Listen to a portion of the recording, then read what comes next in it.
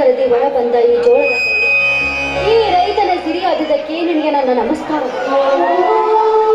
ಹಗಲಿರುಳು ಶ್ರಮ ವಹಿಸಿ ದುಡಿದ ನನ್ನ ಗಂಡ ಬಂದು ಭಾವ ಮೈದುನರು ಬೆಂಡಾಗಿ ಹೋಗಿದ್ದಾರೆ. ಬರಗಾಲದ ಬವಣೆಗೆ ಸಿಕ್ಕು ರೈತನೇ ರಾಷ್ಟ್ರದ ಸಂಪತ್ತೆಂದು ಹಿಂಪಿನಿಂದ ಹಾಡಿ ಹೋಗುವ ಈ ಶಬ್ದವನ್ನು ಶಾಶ್ವತವಾಗಿ ಉಳಿಯುವಂತೆ ಹರಿಸಿ ಆಶೀರ್ವಾದಿಸ ಮಾಡ್ತಾರೆ. ಇದೇ ನಿನ್ನ ಕೋಟಿ ನಮನ. ಅಮ್ಮ ತಾಯಿ, ಈ ಎಳ್ಳ ಅಮಾಸೆಯ ಸಿಹಿ ಕಾಡುಗಳನ್ನು ಸಿಂಪಡಿಸಿದ ತಾಯಿ, ನಾನಿನಿಗೆ ನೈವೇದ್ಯವಾಗಿ ಇದೋ ತೆಗೆದುಕೋ.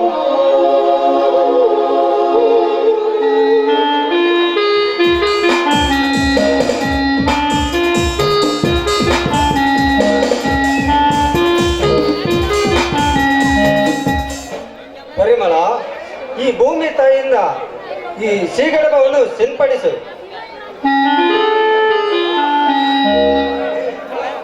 ಬನ್ನಿ ಮಾಮ, ಈ ನಮ್ಮ ಸಿಹಿ ಊಟದಿಂದ ಈ ಭೂತಾಯಿ ಸಂತುಷ್ಟಳಾಗಿದ್ದಾಳೆ.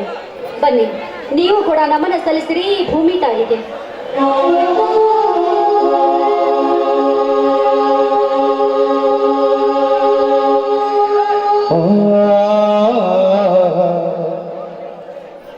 ಅಮ್ಮ ಸೃಷ್ಟಿಸಿರಿ ದೇವಿ, ಎಷ್ಟೊಂದು ವರ್ಣಿಸಲಿ ಸೃಷ್ಟಿಯ ಸುಮಗವನ್ನು. ಕಾರ್ಪಣ್ಯದಲ್ಲಿ ಕೈ ತೊಳೆಯುವ ನಿಷ್ಠ ರೈತನಿಗೆ ದೊಡ್ಡ ದೇವತೆಯಾಗಿ ದೃಷ್ಟಿ ನೀಡಿದರೆ ಅಟ್ಟಾಸದಿಂದ ನಿನ್ನ ತಗಲಿ ಮೆರೆಯುವ ದುಷ್ಟ ಕರೆಮೆಗಳನ್ನು ಮೆಟ್ಟಿಸಿಡುತ್ತೇನೆ ಹರನಿಮಿಸಲಿ. ಆದರೆ ಈ ಸದ್ಯಕ್ಕೆ ಇಲ್ಲ ಈ ರೈತನಿಗೆ ಬಲ.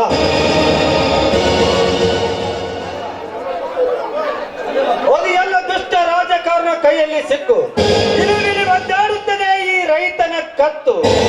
ಅದಕ್ಕಾಗಿ ಬೆಳೆದ ನಿಂತ ಪೈರಿಯಿಂದ ಸಂತುಷ್ಟಳಾಗಿಸಮ್ಮ ಈ ನಿನ್ನ ರೈತನ ಮಕ್ಕಳನ್ನು. ಇದೇನು ಮಾಮ ನಿನ್ನ ಸವಾರಿ ತಾಯಿಯ ಜೊತೆ? ಹೌದಮ್ಮ ಪರಿಮಳ, ಹುಟ್ಟಿ ಸಾಯುವ ಜನ ಜಂಗುಳಿಯಲ್ಲಿ ನಂದಾಗಿ ಹರಿಯಬಾರದೆ ನಮ್ಮ ಸಂಸಾರ. ಕಳ ಕದಿಮರ ಜಂಜಾಟದಲ್ಲಿ ಅಂಜನೆ ಅಳಕದೆ ತಲೆ ಎತ್ತಿ ಬಾಳಬೇಕು ಈ ರೈತ. ಅಂದರೆ ರೈತನಿಗೆ ಆಪತ್ತು ತರುವ ಹಂದಿಗಳು ಇದ್ದಾರೆ ಈ ಸಮಾಜದಲ್ಲಿ. ಇದ್ದಾರಮ್ಮ, ಇದ್ದಾರೆ. ಗೊಂಬೆಗಳು ಕಾಡುತ್ತಿದ್ದಾರೆ. ನಾನೊಬ್ಬ ರೈತನೆಂದು ತಲೆ ಎತ್ತಿ ಬಾಳುವರು ಕತ್ತು ತೆಗೆಯಲು ಸದಾ ಕತ್ತಿ ಹಿಡಿದು ನಿಂತಿದ್ದಾರೆ ಈ ಸಮಾಜ ಘಾತಕ. ಆ ಕಟುಕರ ಗಂಟಲ ಕೊಲೆಯನ್ನು ಕಡಿದು ಭೂಮಿ ತಾಯಿಗೆ ಹರಿಸಲೆಂದು ಸಮಯ ಬರುವುದು ಆ ದೇವನಿಗೆ ಗೊತ್ತು. ಅಂದರೆ ಅಂತ ದುಷ್ಟರನ್ನ ಹತ್ತಿಕವ ಸೂರ ಇನ್ನೂ ಹುಟ್ಟಿಲ್ಲವೇ ಈ ಭೂಮಿಯಲ್ಲಿ? ಹುಟ್ಟಿದ್ದಾರಮ್ಮ, ಹುಟ್ಟಿದ್ದಾರೆ. ಹೊತ್ತಿಗೆ ಎಂಬವಳು ನೀನು ಅವನಿಗೆ ಹೆತ್ತ ತಾಯಿಯಾಗಿ ತೊತ್ತು ಮಾಡಿ ಉಳಿಸಿದರೆ ಈ ಸಮಾಜವನ್ನು ಮೆಟ್ಟಿ ಅಟ್ಟಾಸದಿಂದ ಪುಟಿ ಪುಟಿದು ಹಾರಾಡುವ ಕೆಟ್ಟ ಹುಳಗಳನ್ನು ಕ್ಷಣದಲ್ಲಿ ಮೆಟ್ಟಿಸುತ್ತಾನೆ ಆ ನನ್ನ ತಮ್ಮ ಶಿವರಾಮ. ಅಂದರೆ ಆ ಶಿವರಾಮ ತಂದೆ ತಾಯಿಗಳನ್ನು ಕಳೆದುಕೊಂಡ ಪರದೇಶಿ ನನ್ನ ಚಿಕ್ಕಪ್ಪನ ಮಗ. ಅಂದರೆ ನಾ ಸಾಕಿದ ಹೆಮ್ಮೆ ನನ್ನ ತಮ್ಮ. ಅವನೇ ನನ್ನ ವಂಶದ ಕೀರ್ತಿ ತರುವ ನಿಷ್ಠಾವಂತ. ಬಲರಾಮರಲ್ಲಿ ಆ ಪ್ರತಿಭೆ ಇಲ್ಲವೇ? ಹೇ ಮಹಾವಿದೆ, ಆದರೂ ಅವನ ದುಡುಕು ಸ್ವಭಾವ ಮೇಲಾಗಿ ರಾಜಕಾರಣಿಯಲ್ಲವೇ? ಆದ್ರೂ ಸ್ವಂತ ಮಗನ ಅಭಿಮಾನಕ್ಕಿಂತ ನೀವು ಸಾಕಿದ ಪುಣ್ಯವೇ ಮೇಲು.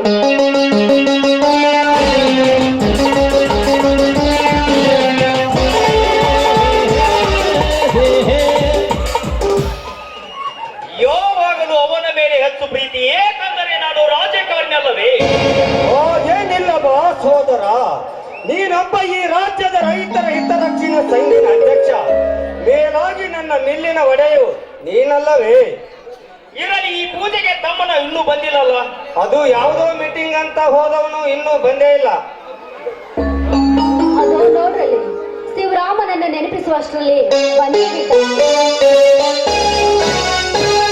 ಅಣ್ಣ ಅತ್ತಿಗೆ, ಗೌತಮ್ಮ ಈಗ ಬಂದೇನು? ಹೌದಣ್ಣ, ಈಗಲೇ ಬಂದೆ. ಇದೇನಪ್ಪ ನಿನ್ನ ಮೈಯಲ್ಲಿ ಗುಲಾಲು? ಇದು ಜನ ಮೆಚ್ಚಿದ ಆಶೀರ್ವಾದ ಧೂಳನ್ನು.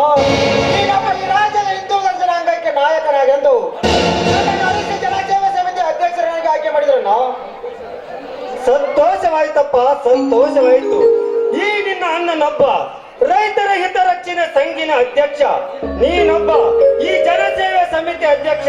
ನಿಮ್ಮಿಬ್ಬರನ್ನು ಪಡೆದು ನನ್ನ ಜನ್ಮ ಸಾರ್ಥಕವಾಯಿತಪ್ಪ, ಸಾರ್ಥಕವಾಯಿತು.